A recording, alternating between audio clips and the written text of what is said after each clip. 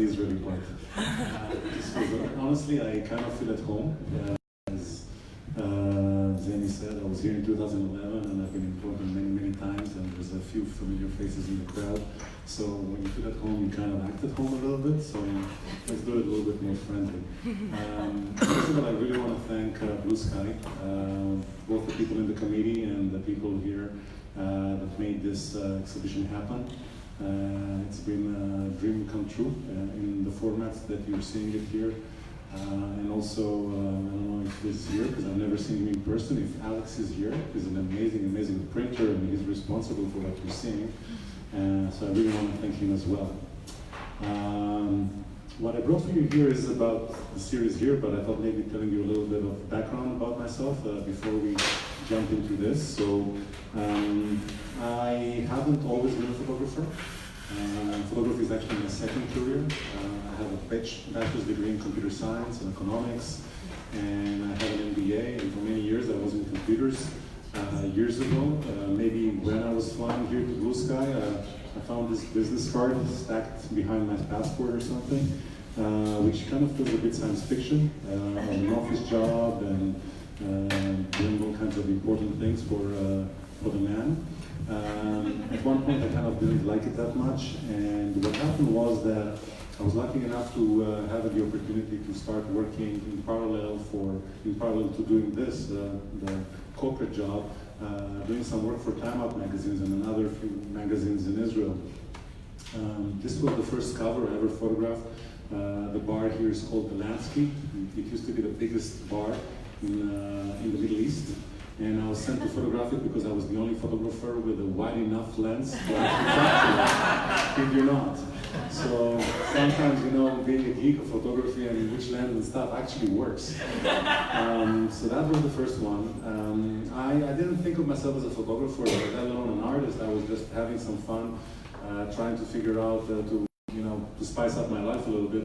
Things get a little bit intense, and I found myself photographing more and more for Time Out and other magazines around Israel, until about 8 months after my first picture was photographed, I convinced Time Out and another Israeli magazine that is kind of the equivalent of National Geographic in Israel to send me and photograph the Burning Man Festival.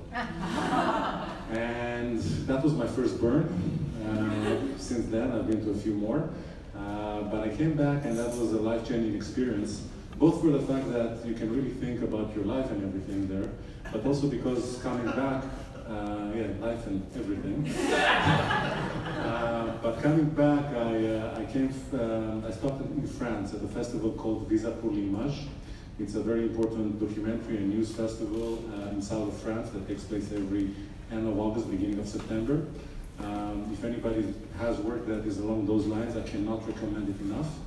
Anyway, I went there and I saw the international world of photography. I started understanding how high I can dream, because before that it was only in Israel, and Israel felt a little bit like a bubble. But then I could see how high I can aspire. I came back, had a talk with my boss, and we decided that we're going to part ways, which I was very happy about. But then I was 30 years at the time. I decided to take a chance and try to be a photographer. I didn't want to wake up when I'm 50 and say that I had the chance but I never tried. In general, I'm kind of the guy that always prefers regretting things he did rather than things he didn't. So that was the thing. I took a big jump. Oh, another burn. Same burn actually. I think those two were from 2003, from the first one that I've been to. I took a big jump and tried to continue and try to develop myself as a photographer. I decided to stay in Israel because Israel is an interesting place to photograph. And in the years to come, I started assigning, other than just editorial or commercial work for different clients and magazines, I decided to self-assign myself and try to photograph things that were really interesting to me. I didn't, stupidly enough, I didn't even think in terms of a portfolio or building my career in this sense. I just wanted to photograph a lot of interesting things, and slowly it developed into more than that. So the beginning was we photographed conflict. There's a lot of conflict in Israel, and it made just sense of going and following it.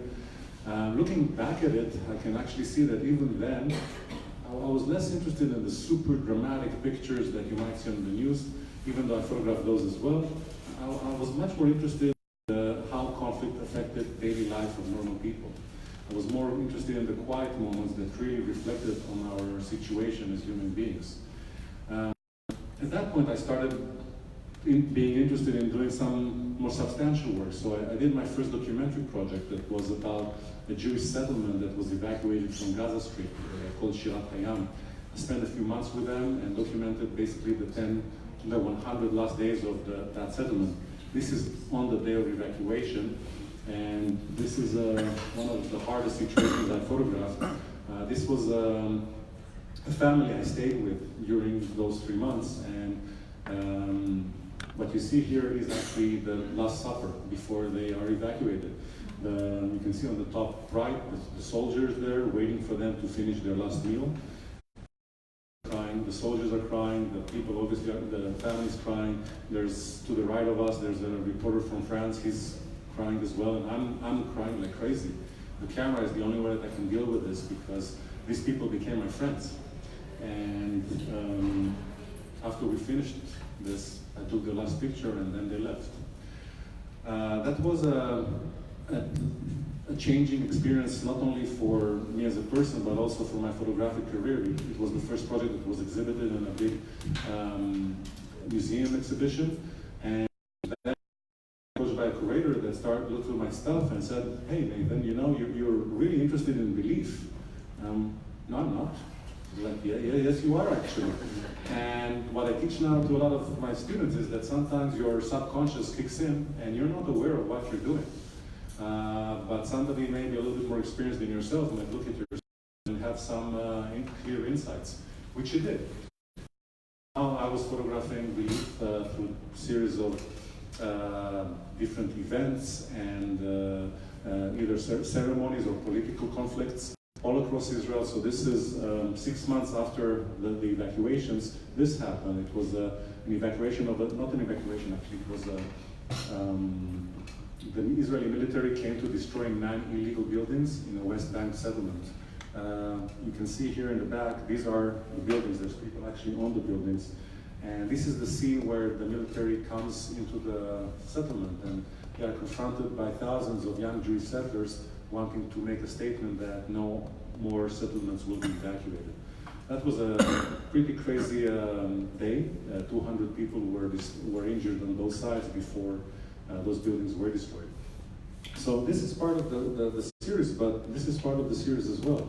The series starts going between high tension images and also explores, well, the power of belief, on how on one hand it gives us a sense of community and belonging and a tradition, but on the other hand it brings people to very extreme situations, fanaticism.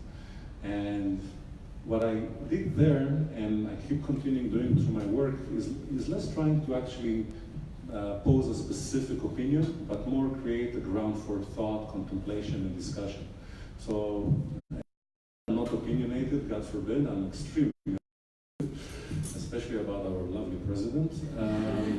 But I do trust people's judgment, and I allow them, you know, to experience my work in the way that they want it and do with it whatever they want.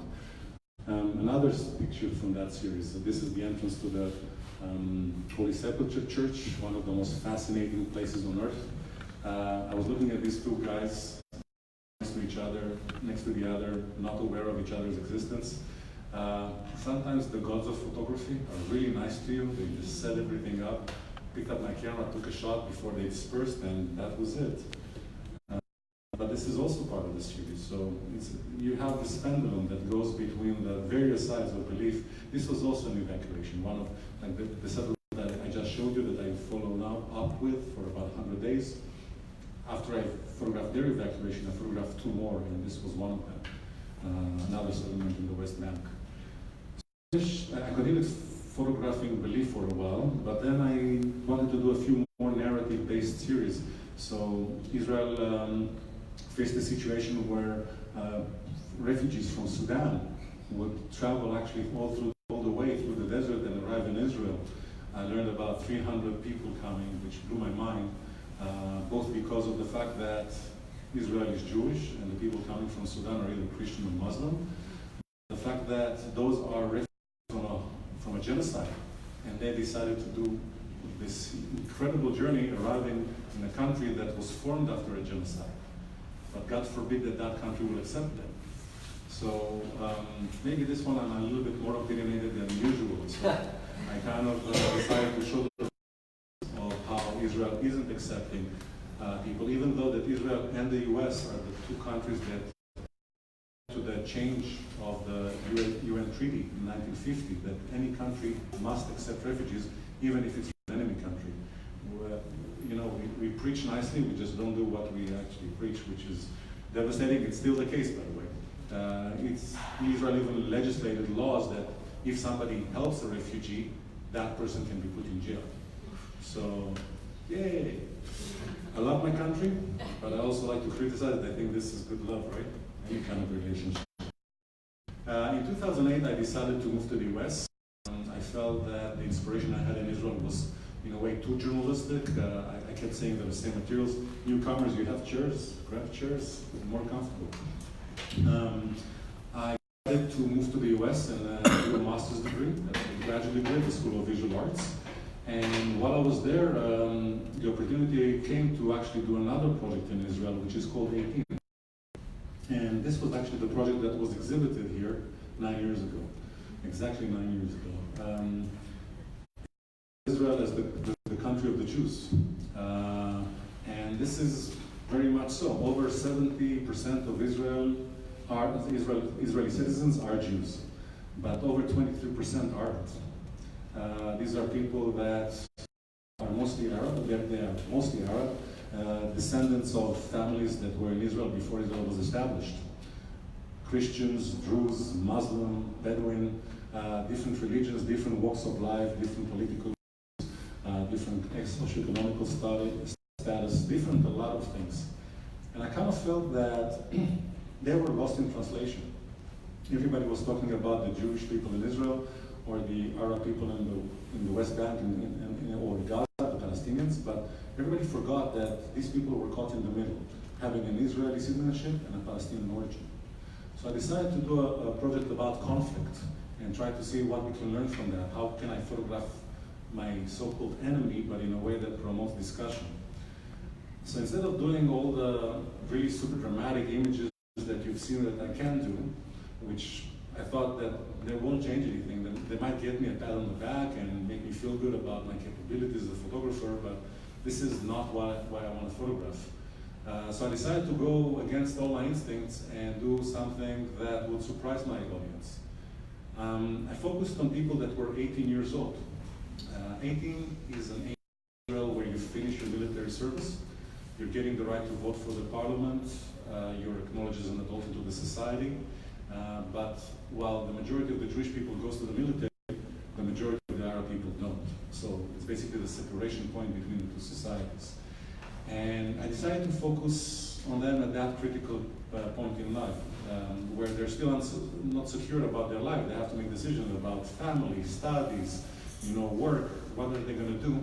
And this is where I wanted to intervene. I wanted to do a more forward-looking project about the next generation, about the confusion, and about the self-definition.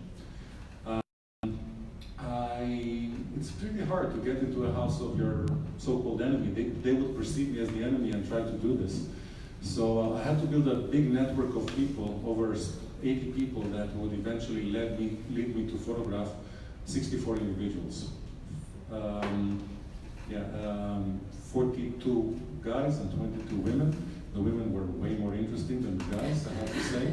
Not only, for obvious reasons, but because the gender roles are changing everywhere, but also in Israel, especially in a very conservative society. So it was really interesting to see the fight way before Me Too. Okay, for me it was interesting. I'm a big feminist, so it was a real pleasure to photograph and give the voice. Each one I would interview, then I would explain to them that I want to take a picture that would represent them. So we would make some choices together. I consider myself a liberal photographer with really good intentions, but there's only one bug in the system. I grew up in Israel. I grew up in Israel for 30-something years. If I wanted to conscious stereotypes that I might fall into. So I had to involve them in the process to avoid that, to create a picture that they feel represents them as well. So we decided where to, and sometimes they would like change what they wear, and then I would just photograph them, and they would ask, what should I do? And my answer was always the same: I don't know. It's your picture. And I was looking for something real. Some of the guys would be a little bit more tough. They would be a little bit more either going for looking good or insecure or all kinds of other stuff. So I continued photographing, and eventually I chose pictures that I felt were real, that the moment was there, that they didn't pose. This is Muhammad. He's from Nazareth. He was caught throwing stones at Israeli police and was thrown in jail. After 1 month in jail, he was released home with an ankle bracelet, and he could only visit his brother. And in all of these portraits, like I'm just going to run through them, they're all environmental portraits, the person photographed with their environment. The idea here was that I was looking for nuances both in the body language and expressions of the people, but the background is there to contextualize the work and also complete the story about them. This is one of my favorites. She is a very Muslim woman. She told us about the beauty of Islam and how it's misinterpreted. She lives in a city that is considered as one of the most militant cities in Israel, but all I received there was incredible hospitality.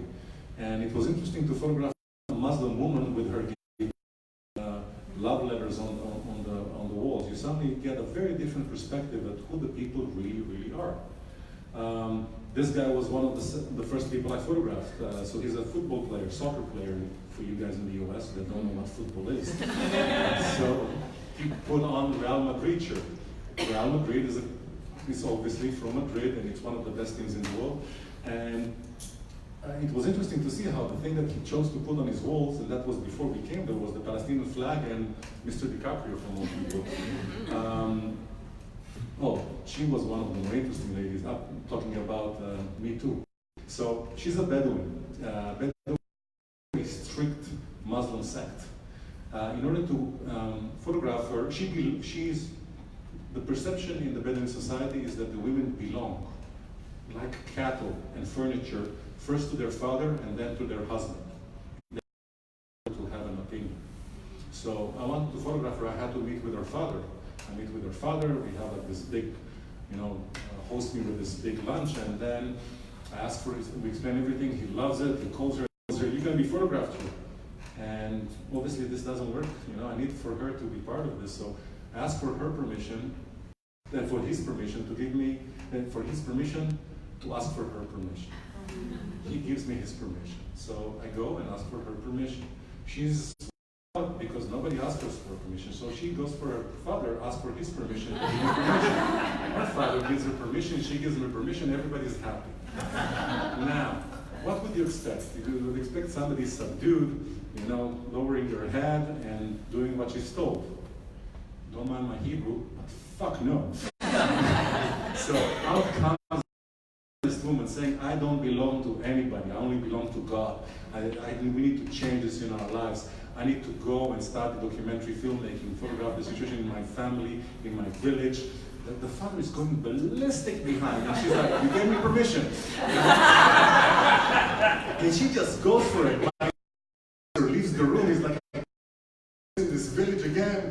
It's like, I'm like, girl, yes. Eventually, we need to photograph you. So I know where. She brings me there. She puts on her official wear. She's like, photograph me.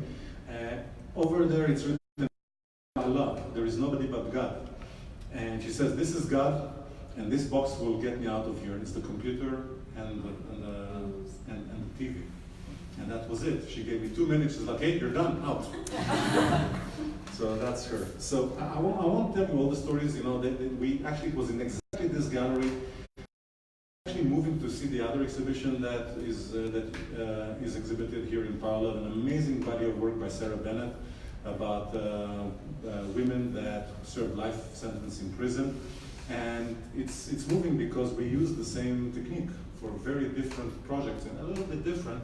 We both photographed our subjects in private private quarters. I photographed in their bedrooms or living rooms. She focused specifically on the bedrooms, which is very important in that project, way more than in mine, honestly. And we both used personal testimonies in order to really give the voice for our subjects.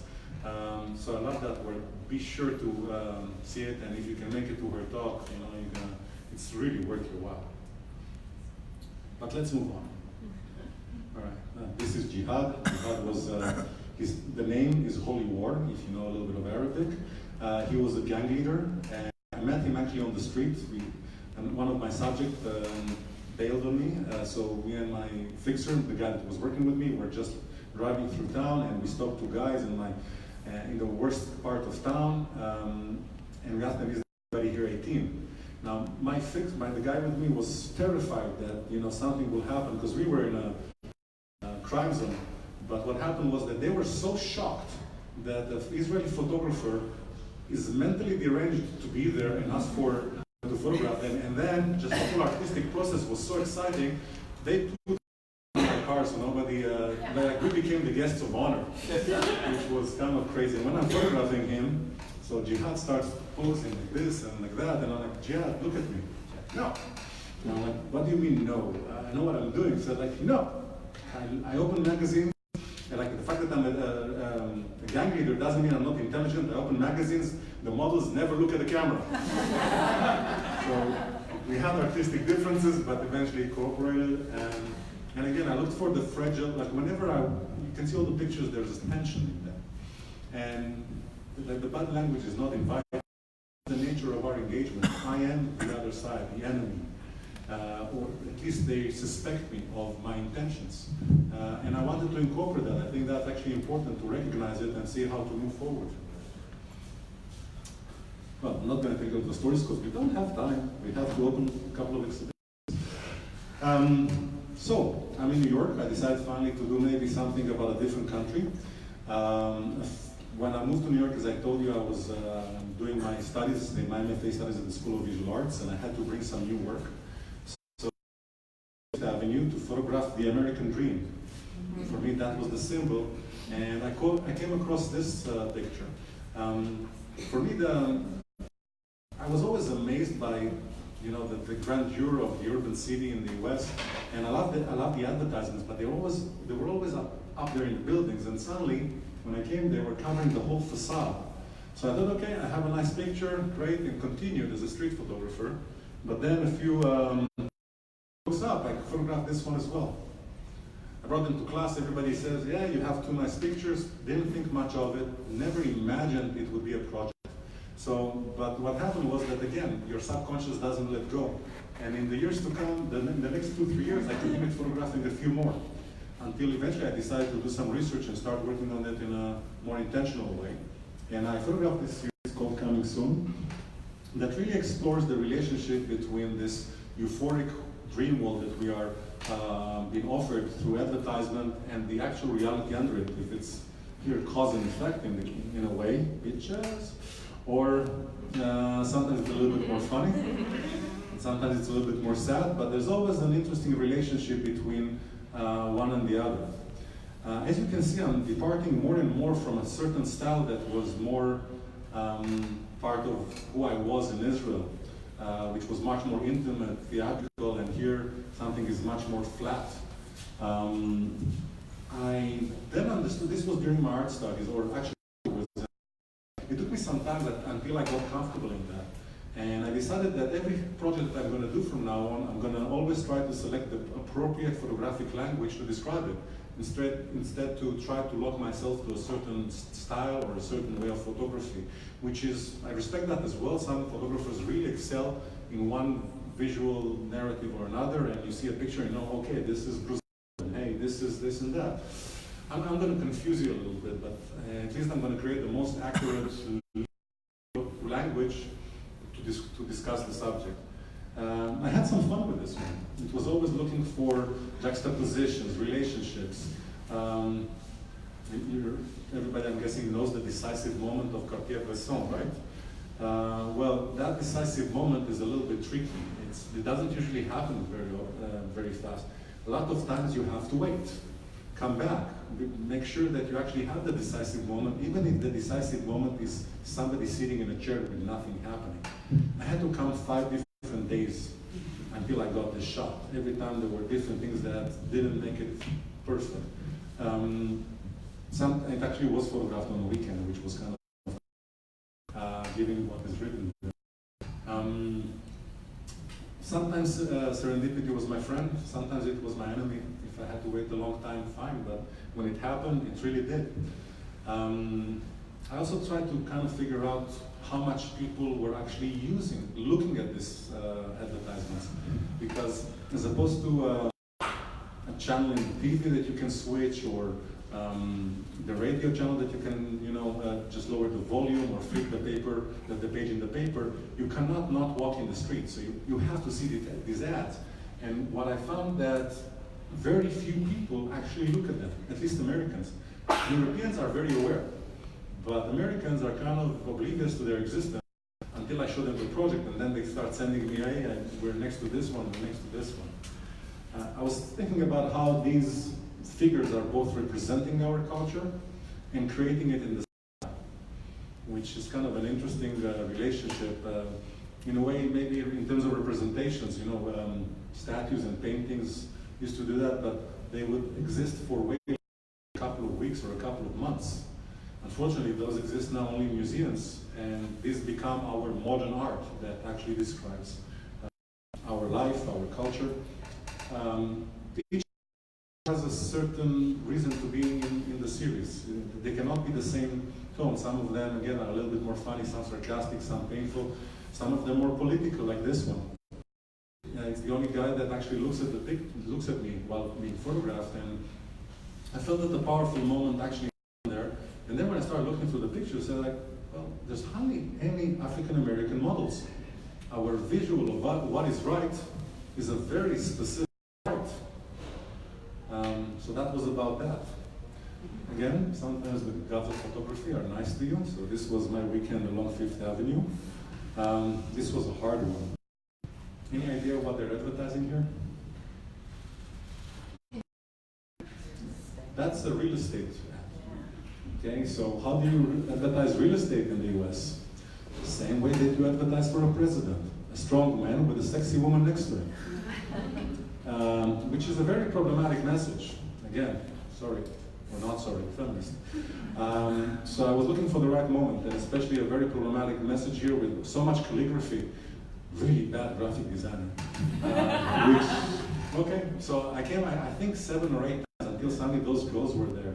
And suddenly the connection was, of course, this is what it's about. And then that woman passed, and thank you. I tried to avoid photographing homeless people. I thought that was an easy trap. But in this case, I kind of felt that I had to. It's interesting for me how we look at the picture. We see that person there. We try to not see the same way that we do it in the street, but that person is there. The presence is evident. I still see her, by the way. This was photographed in 2012. That person is still there. And now this looks bare and empty. Great. I changed something for you guys. Next time, look at billboards. I did that, and then I thought to myself, what's next? It took me some time until I kind of landed on platforms almost by mistake. By mistake, but also by an obsession. I was always fascinated by subway systems. The metro in Paris, the tube in London, the subway in New York, like everywhere that there's some kind of subway system, it's just a fascinating microcosmos for me. I like riding the trains, I like looking at people. It looks for me like a sub-layer, unconscious layer of the city. And I photograph it in many ways, even before I even wanted to do a project. So, for example, first time I photographed New York was in 2003, on my way to Burning Man. I went to B&H, grabbed a camera, and I had to test it. How do you test it? Get into the subway. And I photographed these pictures. Like the first thing I wanted to photograph in New York was the subway. You can see that it was a long time ago, no iPhones, actual papers. Yes. And you know, my first steps, this was really early Natan Dvir photography.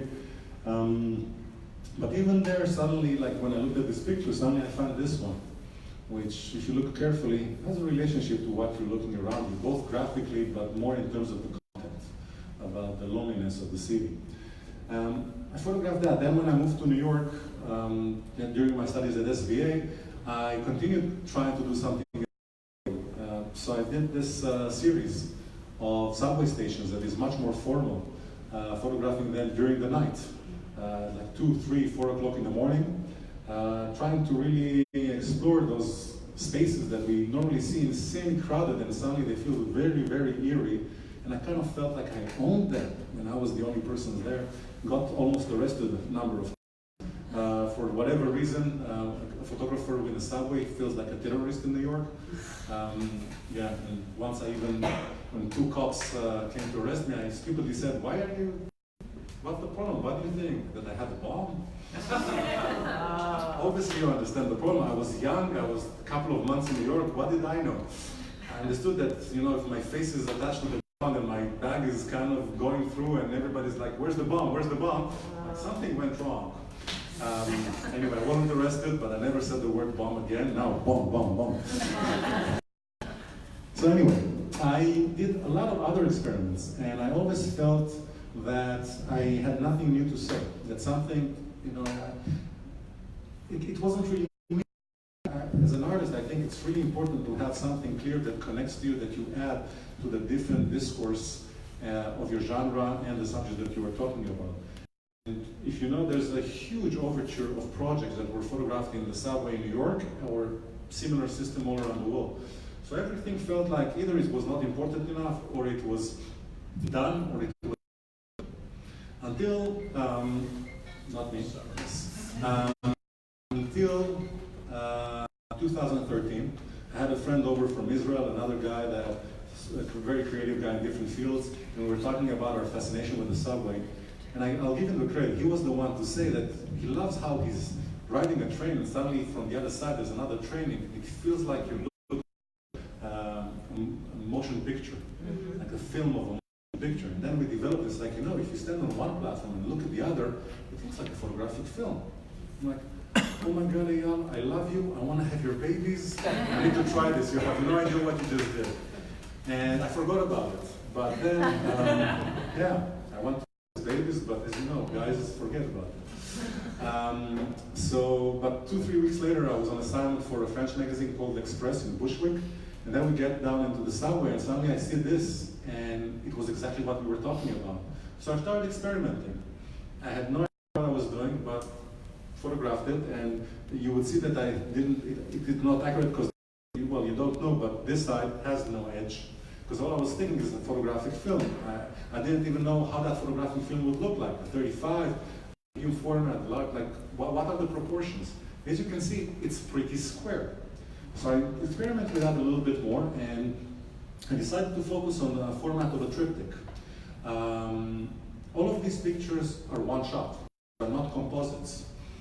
Okay? The idea here that I'm talking about relates to the fact that these people are on the platform at the same time. Doing a composite, regardless of the fact that I would be cheating and it's too easy and so it's not challenging, it also betrays the theme that I'm actually talking to you about, because then I'm showing you fiction and all the message goes out of the window.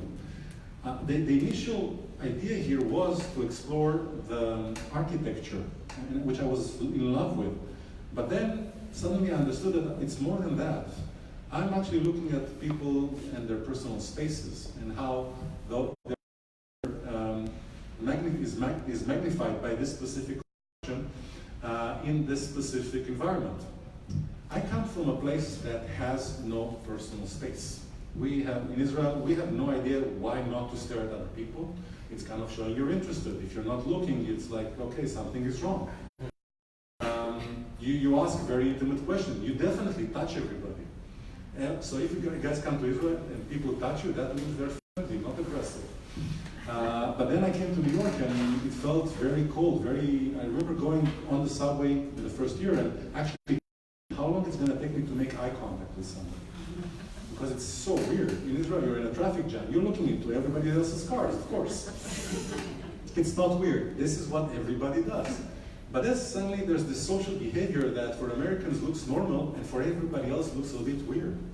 So I decided to explore that. Hello. And so it's a relationship between physical spaces and the mental space in a way. I was also exploring how it's amazing how, you know, this one may be a little bit more funny and I'm enjoying it a little bit, but it amazes me how people are self-inflicting isolation on themselves in megacities. Instead of being super connected, they are trying to walk away from society, to create their own bubble, which is fascinating. This is what? 7 people, same platform. Nobody's interacting with anybody. Some people, they describe to me how they have a whole system of how many devices, a book or whatever, you have to shield yourself so nobody talks to you. Wow. I keep thinking of these as display windows of normal people. And I'm trying to think of what might have happened if these people will talk. Both of them, I'm sure, are on Tinder. Instead of being on Tinder, look to the right, look to the left, and say hi. Okay? So, absolutely doors. Like that window of opportunity always kind of looked, you know, was interesting for me. In order to do this series, by the way, I've never photographed triptychs. So I had to do some here, also to do some research about the language itself. It was actually because of I had here in Photo Lucida that I showed this work to a curator from Finland, incredibly intelligent woman, and she started talking to me about the different strategies that were used in triptychs in religious art. So I started implementing the same strategies in terms of directing your eye where to go. In this case, the 2 sides, Maria and John, presenting the center, Jesus. The same thing, but in reverse, so a bit of negative space. That was really interesting for me. Photography geek-wise, I was always photographing in 3 formats. I was shooting 35mm, cropping it into a panorama, which is comprised of 3 different squares. So it's always taking all 3 different formats and how to make it work so everything really, you know, happens as is. The subway is an interesting place. There's a French philosopher that coined the term non-space, meaning it's a place that we don't give importance to. We kind of pass through, like malls, subway station, bus stations. In those places, people are much less composed because everybody around you, you don't think that they're important, that they can actually be there, that you see them now and never meet them again. Much more authentic in a way. They're less, trying to show for certain personality, and you get the nuances of human behavior, which I'm really, really fascinated by. 2 of the more inspirations for this were actually from painting, which 2 artists that we talked over at lunch today. Hopper, obviously, the lighting and the environment, and Norman Rockwell, the new human behavior of how to really find those magical moments of what people do and how people do. This one is a bit different, as you can see. It's less static. Hello. And it kind of leads the way also to what I'm doing next right now. I started playing with the subject because I feel that in each and every project there should be a rhythm, especially when you're dealing with a typology. Being super repetitive, you're losing your audience very fast. You don't add to your conversation. You just say the same sentence over and over. It's a little bit annoying. So it was important for me that each and every picture would have a reason to be in the series. I started photographing in different times of the day, different energies. Like in this case, rush hour. And you actually, seeing a picture like this is very different than the ones that you see on the wall. Because here, in the other ones, you can see the subject very, very quick.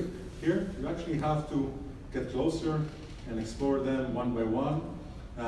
They look great when they're big. When they're small, they don't make too much sense. I photographed in different parts of the city, different time zones. Not creating exactly anthropological study, but really seeing sometimes how different areas are different one from another.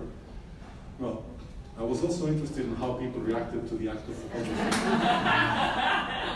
Yeah. So this picture, I was running around, I think it was Penn Station in the morning, and nothing works.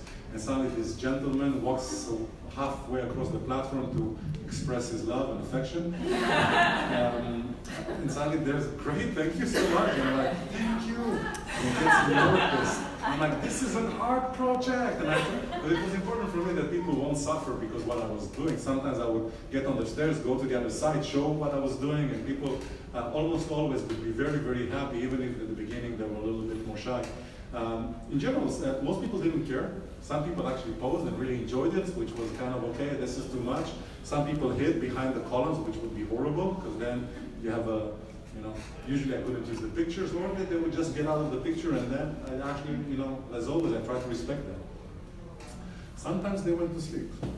I have another kiosk just behind me here, and the guy is his boss saying, photograph him. He's always falling asleep. This is great. As I said, different parts of the cities have different characteristics, and you really have to look for the nuances. So this is in Harlem, and in Harlem we would have this mosaic of African American heroes, and in front of them 3 heroes, each one, with her challenges that for me represent that area, or the Bronx. Placed with, again, a different culture. Suddenly the art becomes murals, not advertisement for whatever, like in downtown. Feels a bit different. And this one was photographed at, I think, 3 o'clock in the morning. Yeah. I eventually continued home, like riding with this person. I have no idea, this was close to Halloween, so I don't know if this is real or a costume, but who cares? It was still nice to ride the subway at 3 o'clock in the morning and enjoying this. As you know, a few months ago, we lost an amazing person, Robert Frank. And this was the day that I showed this work in Lima. I was traveling through South America for the past few months, and the Centro de la Imagen in Lima was nice enough to host me, and I did a workshop there, and I also did an artist talk. And I showed something that somebody that I really care about once showed me that connection about that work. This is one of my favorite pictures of all time, but I never even imagined that when I was doing the project. It was kind of post-mortem, saying, it's interesting how your visual literacy and background kicks in the weirdest places without you even knowing that. If I'm already showing you one great picture, why not show another? Margaret required, and as you can see, relates to my work from a different project before. But it also reflects on the next project, which is what I'm doing now. So what am I doing now? Well, I decided to, again, look at a phenomena that doesn't exist in Israel, standing in line. We don't know what standing in line is. If we have a subway, if we have a bus, I remember the first time I took a bus in New York. It was when I moved there. I had an apartment not far from the school, but I decided to take the bus. There were 10, 15 people waiting for the bus. The bus arrives, everybody lines up. And I'm looking at this amazed. How on earth did that happen? Nobody asked who's last. In Israel, it's survival of the fittest. Everybody storms the door. If there's somebody a little bit more older, okay, you let them go. But otherwise, that's it. You don't want to be a sucker. You want to grab the seat. And here, everybody stands up. I almost didn't get off the bus. Just so I was so shocked, and I'm not kidding.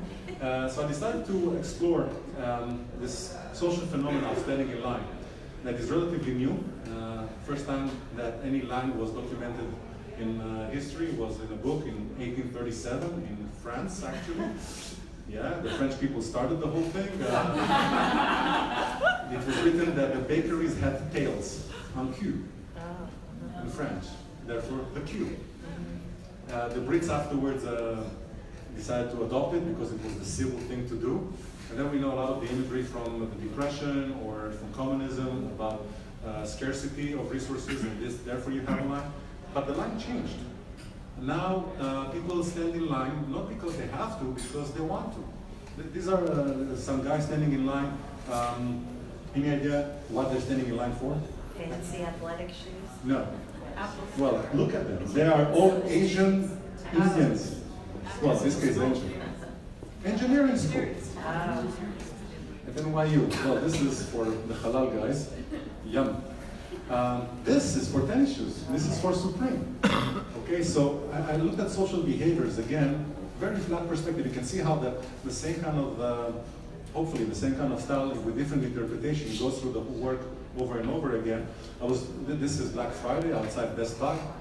I was looking how these people that are individuals start forming subcultures without even knowing it. They are kind of humanized, homogeneous groups. Thank you, me and my English. This is a bus station in Flushing, an area that is extremely, extremely Asian. And this is a bus station in downtown Manhattan. People wait for the bus in a very different way in different cultures. Again, the personal space that goes in, and it's incredible how people here separate themselves mathematically. Really, really weird. So this is kind of what I'm working on right now. I think we have a few minutes for questions, but we have an opening to do. So I'm just like throwing this at you. This is photographed in different types of events. There's different types of lines, different types of subcultures. I took a bit of a hiatus from this during the last 6 months or so, but I'm probably going to go back to it a little bit. This is, by the way, unemployment line. And this is for the federal court. This was the day that Stormy Daniels came to speak at one of the trials there, and it sounded like, oh, thank you. So no Stormy Daniels here, but the storm was there. Yeah.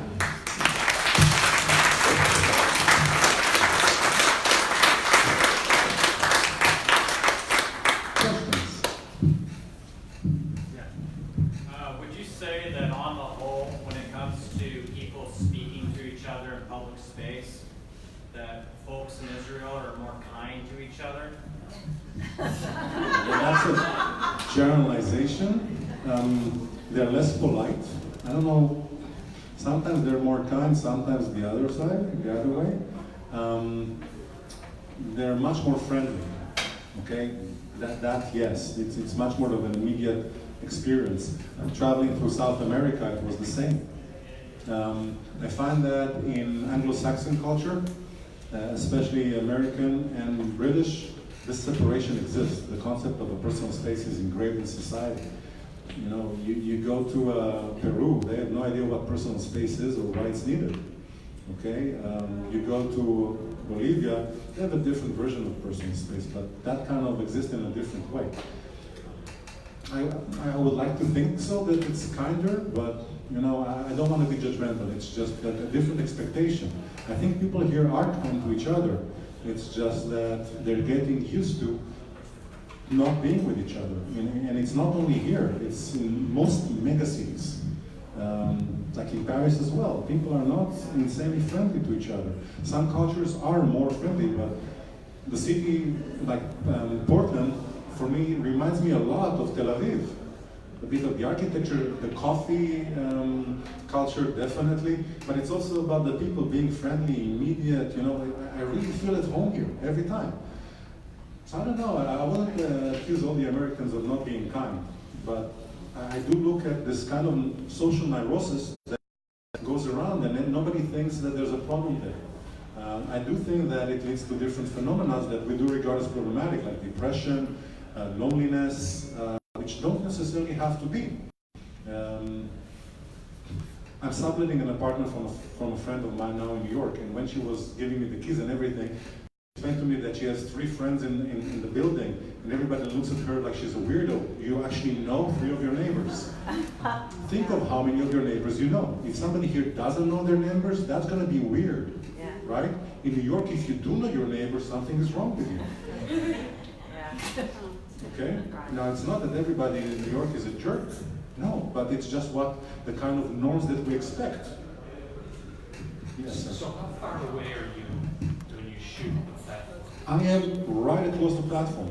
Usually, in all of this, there's specific architecture that lends itself to it. The separation, the triptych is caused because columns that are between the tracks. There's 2 tracks between us, one going uptown, one going downtown, or you know, east and west, and the columns are just between us. So I'm in the middle of the middle square, right there, I'm very, very obvious that I'm photographing. I'm 6'5", I don't hide.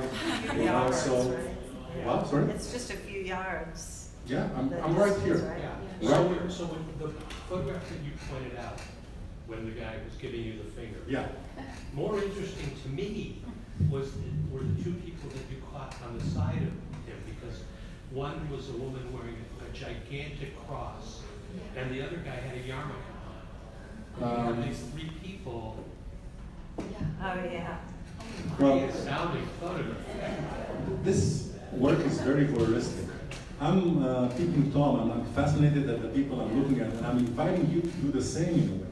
All right, this is our nature. It's okay to look at other people, you know, it's horrible to be judgmental and be vicious about it, but taking interest in other stuff, sure. If somebody here would be an animal, that would be okay to look at. They are animals. Still alive.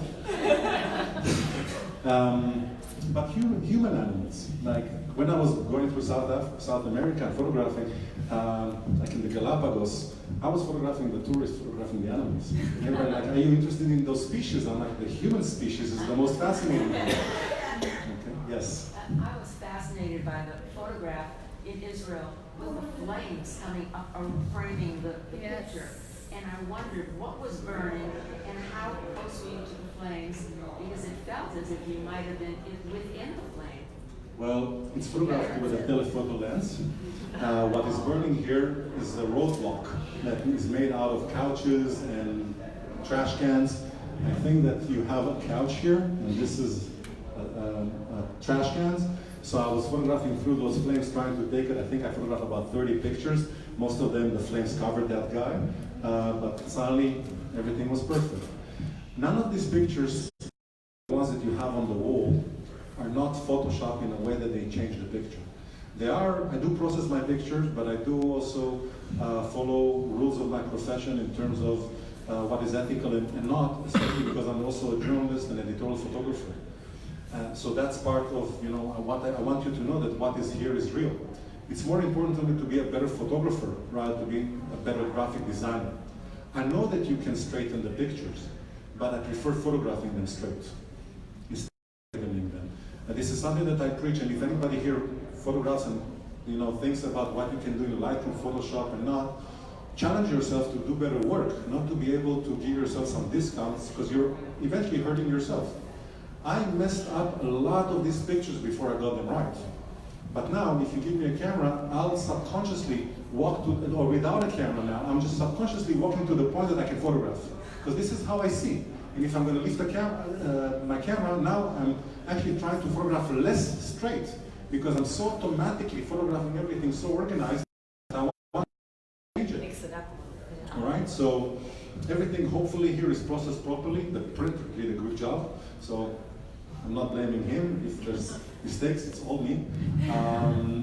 But I don't change the picture, so including this one. You know, this is part of the message. Yes, sir. I noticed life that the composition of people walking in mass together has changed with the electronic devices that everybody carries. Yeah. Has this been a consideration of yours? Well, I included a few of those pictures. I didn't want. Honestly, I had to walk. Almost every picture, everybody's doing this. So this could very easily be about the effects of you know, modernism, or, you know, connectivity, and how connectivity leads us to lack of connectivity. But, you know, I didn't want to attract too much attention from other subjects that I'm talking about. This is part of it. This creates the personal space, creates it also, like the bubble is strengthened here with the device. Yes, unfortunately. And now that in all the stations you have Wi-Fi. Oh. Yes. Two questions. One was, it's not only the device that they're looking at, but it's the earbuds are in the ear much of the time. So when you do talk to someone, they're taking it out and they're oblivious to you. Yeah. But also, did you have exposure issues in Yeah. some of these places, and how did you deal with them? Well, first of all, technically speaking, this project would not be possible 10 years ago. If you try to photograph it on film, it's going to come out really. You will never be able to produce this wallpaper. Digital technology is much better than film in that sense, especially how it handles low light conditions. But other than that, I did some magic. I did some research, I messed up a little bit, tried to understand how to do it a little bit better. And now, if you like my camera now is better than the one I had. I wish I had it when I photographed this. But this allows us, different perspectives and different ways of exploring our world. Yeah. Because visually, that's not the subway I remember in New York. It's much darker and grainier, and Well, it's interesting. It's changed. I tried to expose it properly. Yeah. That's for sure. And then I process it a little bit to emphasize what I want, which I think is part of your artistic voice. But I am honest to how I photographed it. So some situation, the subways are not lit in the right way, so I can't photograph that station. I do make a choice of where to photograph and how to photograph, so it leads into the series, yes. That's it. You had a question? But we can talk to you after, right? Sounds good, because I think we need to fold up and open the exhibition. Guys, thank you so much for coming.